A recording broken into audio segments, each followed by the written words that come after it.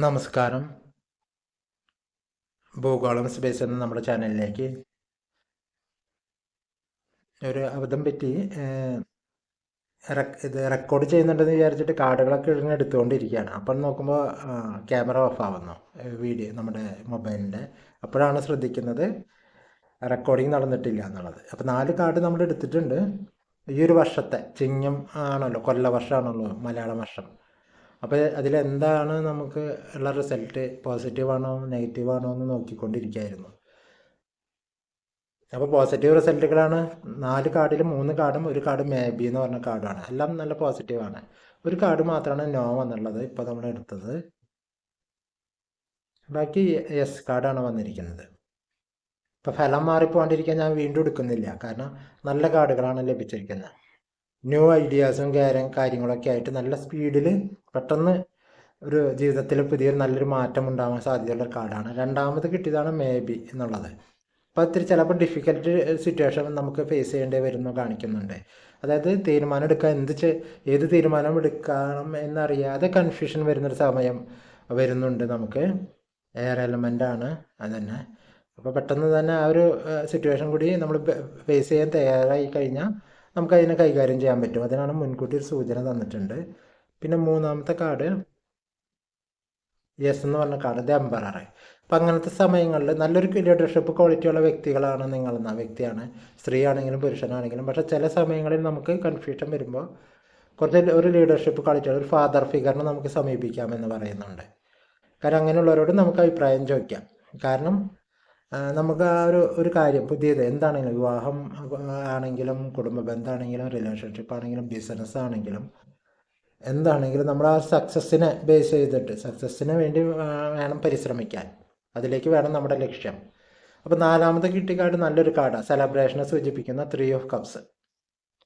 കണ്ട ഫ്രണ്ട്ഷിപ്പിനെ, collaboration, creativity, community, happiness ഒക്കെ നമ്മുടെ ജീവിതത്തിലേക്ക് ഈ ഒരു വർഷം നല്ലൊരു വർഷം തന്നെയാണ് സൂചിപ്പിക്കുന്നത്. കാരണം 3 കാർഡ് ഒന്നാമത് യെസ് കിട്ടി, ഒരു കാർഡ് മേ ബി ആണ്. ആ മേ ബി കിട്ടിയതെന്ന് വെച്ചാൽ ഒരു കൺഫ്യൂഷൻ ഒരു സാഹചര്യം ഉണ്ടെന്ന്. പിന്നെ ഒരു നോ കാർഡും കൂടി കിട്ടിയിട്ടുണ്ട്. ഈ നോ കാർഡ് കുറച്ച് നേരത്തെ പറഞ്ഞ പോലെ തീരുമാനം എടുക്കുന്നത്, 2 തീരുമാനങ്ങളോ കൺഫ്യൂഷൻ വന്നിട്ട് നമ്മൾ തെറ്റായ തീരുമാനം എടുക്കാതിരിക്കാനുള്ള സൂചനയാണ് ഈ നോ കാർഡ്. കാരണം അങ്ങനെ വരികയാണെങ്കിൽ നമുക്ക് എല്ലാം വിട്ടു പോകേണ്ടി വരുന്നതാണ് പറയുന്നത് കേട്ടോ. അപ്പോൾ അങ്ങനത്തെ ഒരു moving on, finding peace, personal setback. അപ്പോൾ നമ്മളെ തന്നെ, കാരണം ഇത് 5 കപ്സൊക്കെ ഉപേക്ഷിച്ച് പോകാൻ തയ്യാറായ പോലെ ഒരാളെല്ലാം മറിഞ്ഞു കിടക്കുന്നു, ഒന്നിലും ശ്രദ്ധയില്ലാതെ അങ്ങനത്തെ ഒരു അവസ്ഥയിലേക്ക് നമ്മൾ വരരുത്. അപ്പോൾ എന്താ ചെയ്യേണ്ടത്, ഡിസിഷൻ എടുക്കുമ്പോൾ നല്ലൊരു രീതിയിൽ എടുക്കുക, ആലോചിച്ചിട്ട് എടുക്കുക. അതിൽ നമുക്ക് ഫാദർ ഫിഗർ പോലെയുള്ള നമുക്ക് ഉപദേശം ചോദിക്കാൻ പറ്റിയ ആരെങ്കിലും ഉണ്ടെങ്കിൽ അവരോട് ചോദിച്ച് വ്യക്തമായ ഒരു തീരുമാനം എടുക്കുക. അല്ലെങ്കിൽ നമ്മുടെ ജീവിതത്തിൽ ഒറ്റപ്പെടുന്നൊരവസ്ഥ വരുന്ന കേട്ടോ, അവസ്ഥ വന്നിട്ട് നമ്മളെ തന്നെ ഒന്ന് കുറ്റപ്പെടുത്തേണ്ടി വരും. അപ്പം മുൻപത്തെ അനുഭവങ്ങൾ നമുക്ക് അങ്ങനെയുണ്ട്, അത് തിരിച്ചറിഞ്ഞിട്ട് നമ്മൾ ആദ്യം നമുക്ക് തന്നെ മാപ്പ് കൊടുക്കുക.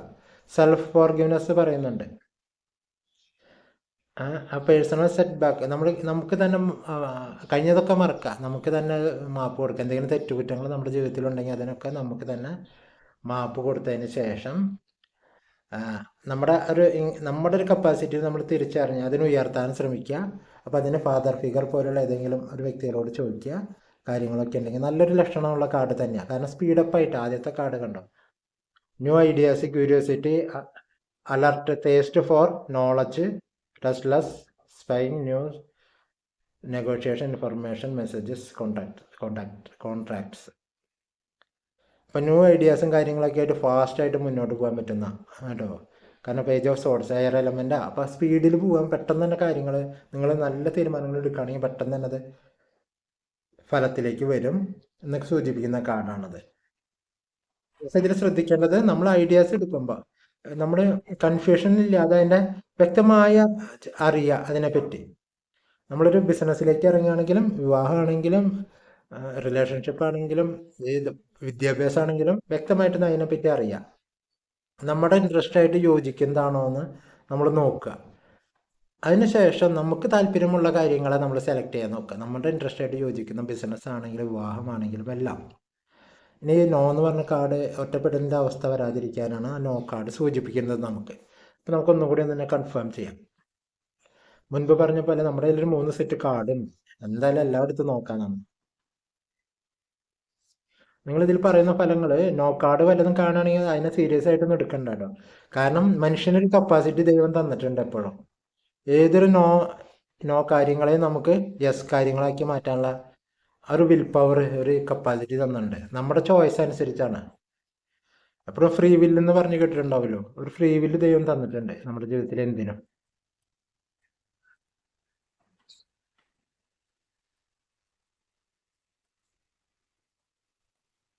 ഈ കഴിഞ്ഞ ജന്മങ്ങൾ കാണിച്ചു കൊടുക്കുന്ന ഒരു വീഡിയോസ്, ഒരു ഇത് ഞാൻ അനുഭവങ്ങൾ ഡോക്ടറുടെ റിസർച്ചിൻ്റെ ഒക്കെ ഞാൻ കുറച്ച് വായിച്ചിട്ടുണ്ട്. ഞാൻ കഴിഞ്ഞ ജന്മങ്ങളും കാണിച്ചു കൊടുക്കാറുണ്ട്. അപ്പോൾ കഴിഞ്ഞ ജന്മങ്ങളിൽ ഫ്രീ വില്ലിനെ പറ്റി പറഞ്ഞപ്പോൾ ഞാൻ പറയുന്നതാണ്. ഒരു പെൺകുട്ടി കഴിഞ്ഞ ജന്മത്തിൽ ആത്മഹത്യ ചെയ്തു. അപ്പോൾ അതിൻ്റെ സോള് എന്നിട്ട് പറയാണ്, സോളിന് കാണിച്ചു കൊടുക്കുകയാണ് ദൈവം.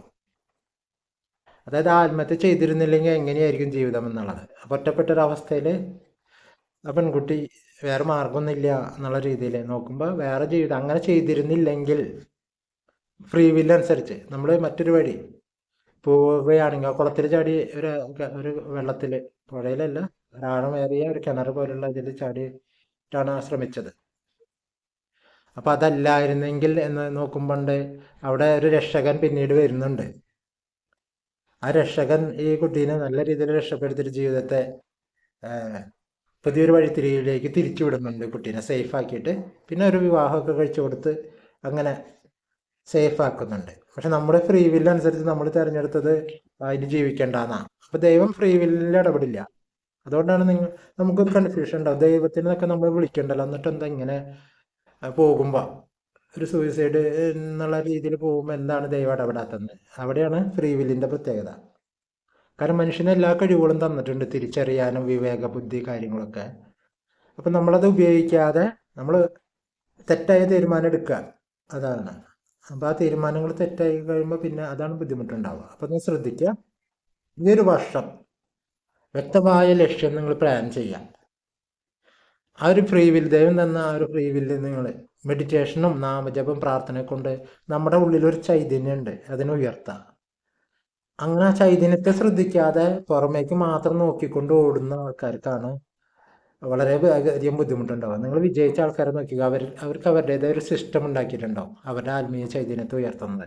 പ്രാർത്ഥനയായിരിക്കില്ല, പക്ഷെ കൃത്യനിഷ്ഠയായിരിക്കും. ആ കൃത്യനിഷ്ഠ ആത്മീയ ചൈതന്യത്തെ ഉയർത്തും. കാരണം അതൊരു മെഡിറ്റേഷൻ പോലെയാണ്. കറക്റ്റ് സമയത്ത് എഴുന്നേറ്റ് കറക്റ്റ് കാര്യങ്ങൾ ചെയ്തു തീർക്കുക, അന്നന്ന് വേണ്ടത് കാര്യങ്ങൾ അന്നന്ന് തന്നെ അപ്പം തന്നെ ആ നിമിഷം തന്നെ ചെയ്തു തീർക്കുക. ഇതൊക്കെ ഒരു മെഡിറ്റേഷൻ പോലെ തന്നെയാണ്, പ്രാർത്ഥന പോലെ തന്നെയാണ്. അപ്പോൾ അതൊക്കെ 7 ഓഫ് പെൻറ്റാക്കിൾസ്. അപ്പോൾ ഇതൊരു ചെറിയൊരു ഫീലിങ്സോട് കൂടി നിൽക്കുന്നതാണ്, ചെറുത്. കാരണം അവർ കൈ കൊടുത്തിട്ട് അടുത്ത് എന്ത് ചെയ്യണമെന്ന് അറിയാതെ കേട്ടോ. ആ ഒരു കൺഫ്യൂഷന് ഒരു സാധ്യത ഉണ്ടെങ്കിൽ നമ്മളെന്ത് ചെയ്യണമെന്ന് വെച്ചാൽ ഇത്തിരി അറിയാവുന്ന ഒരാളോട് ചോദിക്കുക കാര്യങ്ങൾ. അത് പ്രത്യേകം ശ്രദ്ധിക്കുക. അറിയാവുന്ന ഒരാളോട് ചോദിക്കുക, നമ്മുടെ ലൈഫിനെ, എന്നിട്ട് അതിന് ശേഷം തിരഞ്ഞെടുക്കുക. ചിലപ്പോൾ ആരായിരിക്കും നമ്മുടെ വഴിയിൽ നമ്മളൊന്ന് തിരിച്ചു വിടാമെന്ന് അറിയാമില്ല.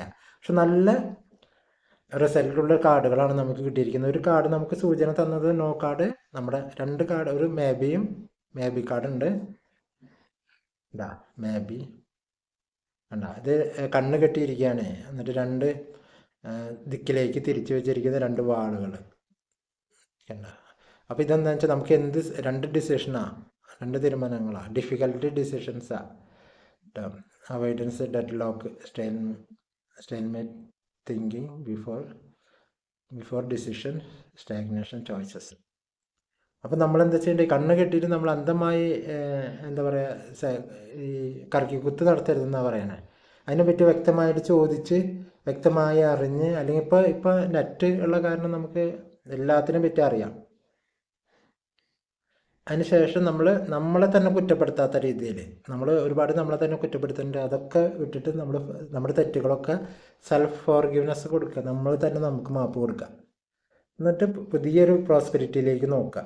അപ്പോൾ ഈ ന്യൂ ബിഗിനിങ്ങിനുള്ള ചാൻസ് ശരിക്കും വന്നു ചേരുന്ന കേട്ടോ. ഇനി ദൈവം എന്താ പറയുന്നത് നോക്കാം. നമുക്ക് ഒരു കാർഡ് എടുത്തുകൊണ്ട്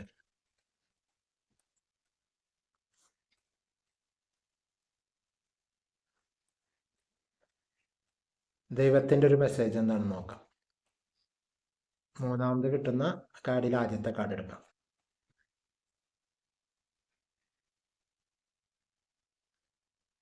ബി ഓപ്പൺ എന്നാ പറയുന്നത് കേട്ടോ. God and blessings come in unexpected ways, be open to receive them. അപ്പോൾ ദൈവം പറയുന്നൊരു സൂചന, God and blessings come to unexpected ways, be open to receive them എന്ന് പറയുന്നത്. അപ്പം ദൈവത്തിൻ്റെ അനുഗ്രഹം നമ്മൾ പ്രതീക്ഷിക്കാത്ത രീതിയിലായിരിക്കും വരിക. അപ്പോൾ നമ്മൾ അതിന് വേണ്ടിയിട്ട് നമ്മുടെ ഹൃദയം തുറന്നു വയ്ക്കുക, നമ്മുടെ മനസ്സും നമ്മുടെ ആ ഒരു സ്വീകരിക്കാൻ തയ്യാറാവുന്ന. അപ്പോൾ അത് തന്നെയാണ് ഇതിൽ ഒരു കാർഡ് സൂചിപ്പിക്കുന്നത്. ദി എംപറർ എന്ന് പറഞ്ഞ കാർഡ് സൂചിപ്പിക്കുന്നുണ്ട്. എന്തായാലും ദി എംപറർ, കാരണം നമുക്ക് ചിലപ്പോൾ ഒരു ഫാദർ ഫിഗറിൽ നിന്നായിരിക്കും ഒരു ആയിട്ടായിരിക്കും ചിലപ്പോൾ ദൈവത്തിൻ്റെ ഒരു പ്രസൻസ് കിട്ടുക, ഒരാളിൽ നിന്നുള്ള ഉപദേശമായിട്ട്. അല്ലെങ്കിൽ നമുക്ക് പ്രതീക്ഷിക്കാതെ ചിലപ്പോൾ നമ്മളൊരിക്കൽ ഒരു കണക്ഷൻ വന്ന് ചേരും. അപ്പോൾ ഏതാണെങ്കിലും നമ്മൾ അതിനെ റിസീവ് ചെയ്യാൻ തയ്യാറാവുമെന്നാണ് പറയുന്നത് കേട്ടോ. Be open to receive them. അപ്പോൾ ദൈവത്തിൻ്റെ ഒരു അനുഗ്രഹം തീർച്ചയായിട്ടും നമ്മളിലേക്ക് വരുന്നുണ്ട് ഈ ഒരു വർഷം. പ്രത്യേകിച്ച് God and blessings come in unexpected ways കേട്ടോ. പ്രതീക്ഷിക്കാത്ത രീതിയിലായിരിക്കും നമ്മൾ അതിനെ സ്വീകരിക്കാൻ തയ്യാറാവുക. ദൈവം ഉറപ്പ് പറയുന്ന ഒരു കാര്യമാണത്. അപ്പോൾ അതിനെ സ്വീകരിച്ച് ഇന്ന് ഈ ഒരു വർഷം നമുക്ക് ഏറ്റവും മനോഹരമാക്കാം. നല്ലൊരു കാർഡാണ് കിട്ടിയിരിക്കുന്നത്.